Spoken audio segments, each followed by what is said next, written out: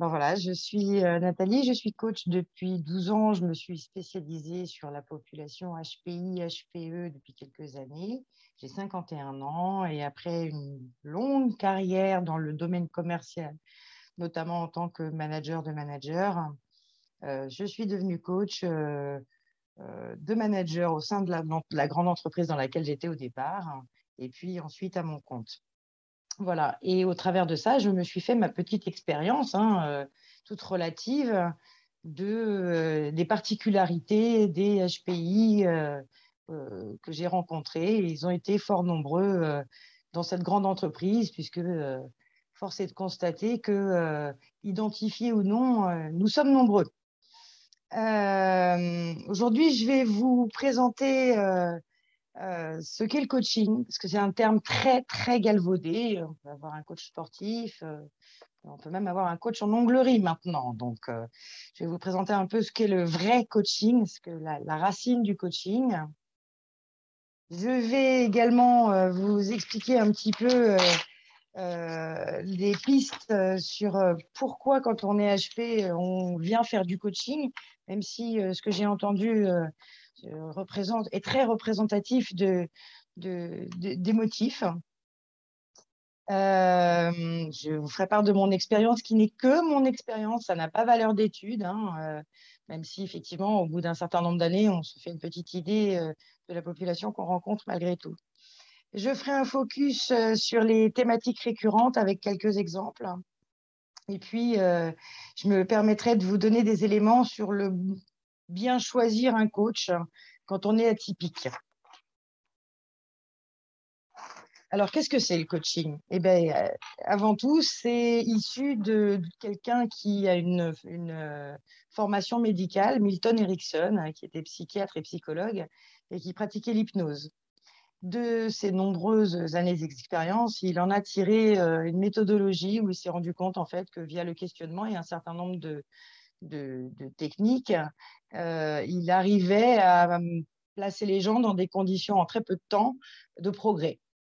Il en a tiré une méthodologie qui est celle que j'applique aujourd'hui et qui a été déclinée ensuite par bon nombre de praticiens et après en tout genre, puisque la technique reste la même en fait. C'est une stimulation, on va dire, de ce que nous sommes. Donc, ça a été décliné par des gens très très bien comme Palo Alto. Et le principe, c'est la mise en mouvement de la pensée dans un autre cadre de référence que celui auquel on se réfère au quotidien. L'objectif primaire, c'est bien évidemment d'utiliser tout ce que nous sommes, notre authenticité, j'y tiens à ce terme, particulièrement sur la population que nous sommes, parce que le faux moi, l'identité sociale, quelquefois, prend le dessus. Comment ça se passe? Eh bien, ça se passe la plupart du temps avec des ateliers, moi j'appelle ça des ateliers en tout cas, des ateliers d'une heure. L'idéal étant une fois par semaine, notre cerveau élimine les informations dont il ne veut pas disposer ou en tout cas qui lui sont secondaires relativement vite, d'où cette fréquence. En même temps, on dépasse rarement 10 ateliers, quelle que soit la thématique. C'est une manufacture de solutions, puisque quand on vient voir un coach, c'est qu'a priori, on est dans le questionnement et qu'on attend des réponses, ou en tout cas des avancements qui permettent d'aller plus loin. Alors, si on fait un peu plus centré sur la population HPI, on sait qu'un HPI, nous, avons besoin d'exploiter la totalité de notre potentiel, ou en tout cas de sentir qu'on est très engagé dans ce qu'on fait, d'être motivé pour ce qu'on fait et d'avoir au travers de ça, évidemment, des résultats. C'est d'autant plus important pour un HPI de s'intégrer. Quelqu'un a dit tout à l'heure que ça posait des petits soucis quelquefois, de partager aussi et de partager notamment ses succès. La construction du faux moi que j'ai abordé tout à l'heure, c'est-à-dire de l'identité sociale, être compris des autres, pouvoir communiquer normalement, si j'ose dire, avec un monde qui nous est un petit peu différent, les neurotypiques, c'est quelquefois compliqué de mettre les deux en phase, ce que l'on est et de se faire comprendre. La solution, c'est de tirer le meilleur parti de ce que l'on est en s'appuyant sur ce que l'on est et non pas en le cachant. Et il faut trouver les bonnes réponses en soi, en se faisant confiance aussi. Et c'est souvent la problématique que moi j'ai rencontrée dans les personnes que j'ai pu coacher, quelle que soit leur fonction dans l'entreprise. Alors, plus précisément, quand on parle de quels sont les sujets abordés, eh bien, on touche très très vite à des thématiques qui sont liées à l'interpersonnel, au registre émotionnel, à la perte de repères. C'est-à-dire que on touche à l'intimité, en fait. Pour l'exemple de la prise de recul, je commence à me perdre dans le nez dans le guidon. Alors, ce sont des problématiques qui sont abordées aussi par les neurotypiques, hein, mais dans la manière de les concevoir derrière, dans les sous-ensembles du mode de réflexion, on n'est plus du tout dans le même schéma. Je vais un petit peu caricaturer, mais un neurotypique va plus facilement venir pour dire je veux me prendre du recul sur mon poste, savoir quelles sont les ouvertures que je vais avoir, alors que un HPI va plus facilement venir pour prendre du recul sur est-ce que ce que je fais est construit, est-ce que c'est audible, est-ce que voilà, tout un tas d'autres types de questions qui vont se poser en fait derrière une thématique commune. Dans le registre de l'émotionnel, pour le coup, on touche à l'intimité personnelle sur comment je me suis positionnée avec le reste du monde dans mon interaction avec les autres, dans ma perception de mon travail, quelles sont mes exigences personnelles aussi. Et tout ça, souvent, entraîne des pertes de repères ou en tout cas des doutes autour de ces repères. Est-ce que je suis bien à ma place? Est-ce que réellement je suis considérée comme je le devrais? C'est aussi bien positif que négatif, hein, c'est-à-dire que j'ai une image de moi qui n'est pas perçue, on me considère moins bien que ce que je ressens, aussi bien que l'inverse, c'est je n'arrive pas à faire passer les bons messages dans ce que je veux véhiculer de mon action au quotidien ou de mon être. Je vais être un peu plus précise. Et là, c'est vraiment, pour le coup, du retour d'expérience. Ça n'a valeur que de ça. Et j'insiste, ça n'est pas une étude. Quand on prend là, pour le coup, on est vraiment sur des problématiques et je vais les traiter telles qu'elles sont perçues pour un haut potentiel intellectuel ou émotionnel. Parce que, effectivement, dans ma fonction, la prise en compte de l'émotion est très importante et quelquefois, j'ai des gens qui sont plus E que I, voire les deux. Donc, sous la thématique du recul et de la distance aux événements et aux émotions, on a des gens qui s'emballent, des gens qui sont à la recherche de comment je peux ralentir mes émotions, les intégrer ou en tout cas m'en débarrasser d'une manière ou d'une autre. C'est réduire son stress au travers de ça. C'est souvent l'envie de perfection qui amène à cette distance, ce besoin de distance. Le changement de dynamique, la difficulté pour un HP, c'est choisir, c'est renoncer. Et ce renoncement est insupportable. Donc, prendre de la distance dans la dynamique du changement, c'est accepter de renoncer. Et derrière, c'est tout un travail en fonction des individus, puisqu'on est sur une démarche évidemment qui est du sur-mesure. Meilleure gestion de son image et de son leadership, c'est très, très, très, très souvent que j'ai cette problématique-là. Et là, on touche réellement à l'image de soi, mais au-delà de ça, je reviens sur l'authenticité, de son être profond, de qu'est-ce que j'ai envie de montrer, qu'est-ce que j'ai envie de cacher. Bon, nous, les HP, on a un petit peu tendance à en cacher un peu plus que les autres, on va dire. Et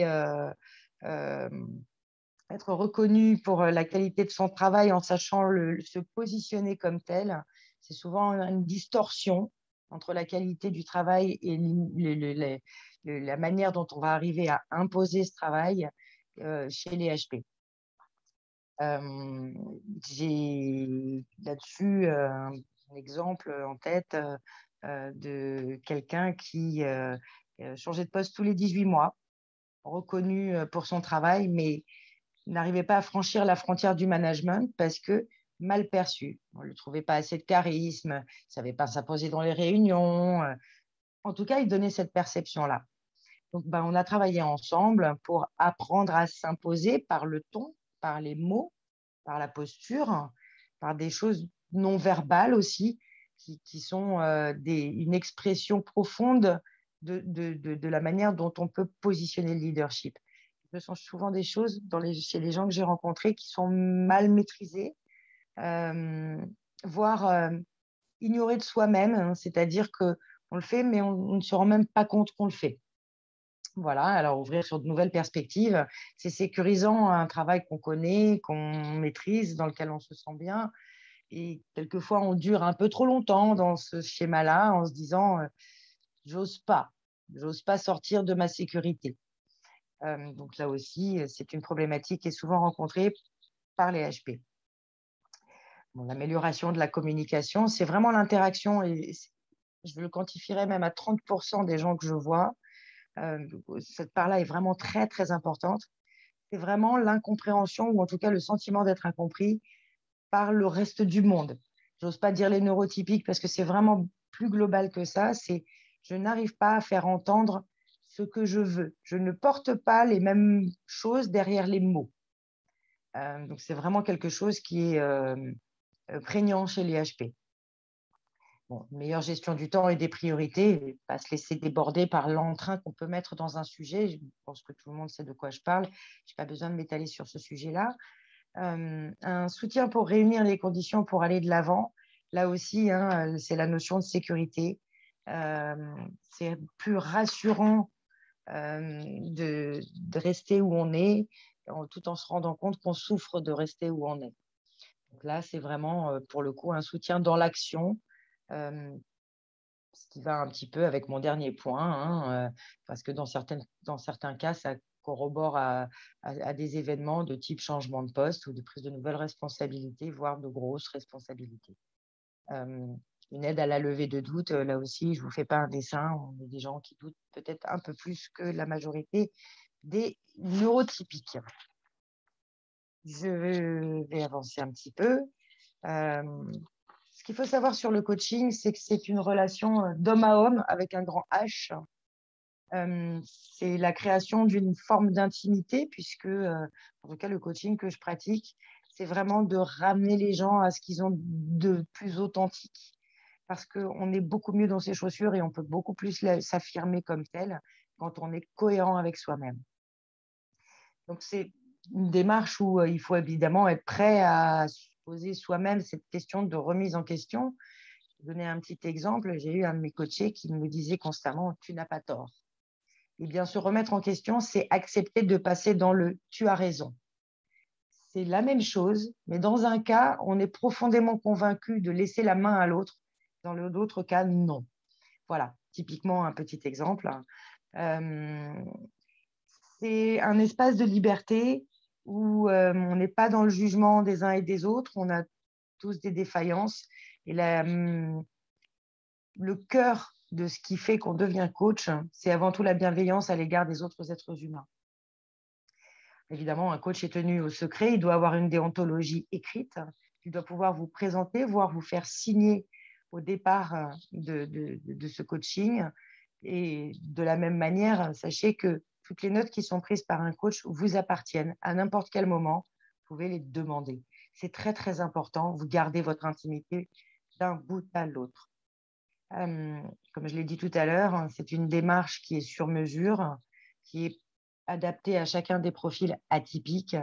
C'est valable aussi pour les neurotypiques d'ailleurs, hein, même si, bien entendu, je vais moi m'adapter, enfin moi ou d'autres coachs, hein, m'adapter à ces particularités de langage et de mode de réflexion. Bien sûr, ça demande au coach d'être soit lui-même HP, soit de bien connaître les spécificités de ses profils atypiques. Par sécurité parce que je le disais tout à l'heure, c'est un mot galvaudé, mais c'est aussi un métier où on trouve de tout. Il est plus sage de se référer à des coachs référencés à la Fédération internationale du coaching, l'ICF. Vous trouverez leur site en ligne. Ils référencent un certain nombre d'écoles, pas beaucoup, mais de qualité. Pour le coup, vous savez à peu près où vous mettez les pieds. Il est clair que l'intimité que vous arriverez dès le premier atelier que vous arriverez à créer avec votre coach doit vous donner l'envie de continuer. Si elle n'y est pas, il ne faut pas y aller. Ce n'est pas la peine, ça ne marche pas parce qu'encore une fois, c'est un engagement réciproque. Ça ne doit pas durer 100 ans. Si c'est ça, on s'est trompé de thérapie, il faut aller voir un psy, il ne faut rien faire, je ne sais pas, mais en tout cas pas du coaching. Et là, il faut être vigilant. Si le coach vous propose quelque chose qui dépasse quelques semaines, on va dire dans l'absolu en se voyant une fois par semaine sur une thématique donnée, on peut enchaîner des thématiques différentes, mais sur une thématique donnée, ça ne doit jamais dépasser 10-12 séances, c'est déjà un très, très grand maximum. Il ne faut pas non plus attendre des miracles d'un coach. C'est vous qui faites le travail. Le coach est un guide pour vous faire progresser, pour vous faire évoluer. C'est mesurable entre le point de départ et au fil du temps, on procède par petites marches, si j'ose dire. Et de fait, on peut soi-même mesurer les résultats. Si on ne les mesure pas, c'est que là aussi, il y a fausse donne. Il vaut mieux ne pas donner suite. Voilà. Alors, j'espère avoir été synthétique. Bien sûr, c'est là aussi, comme on est sur une démarche très individuelle, personnelle, très engageante aussi, c'est compliqué de faire quelque chose de général. Donc, les questions-réponses seront certainement riches en demandes de détails, j'en doute pas. J'espère au moins vous avoir intéressé à ce qu'est le coaching pour de vrai, l'intérêt que ça peut avoir au titre de l'amélioration pour un HPI, sachant qu'on ne peut pas tout faire, bien entendu. Voilà.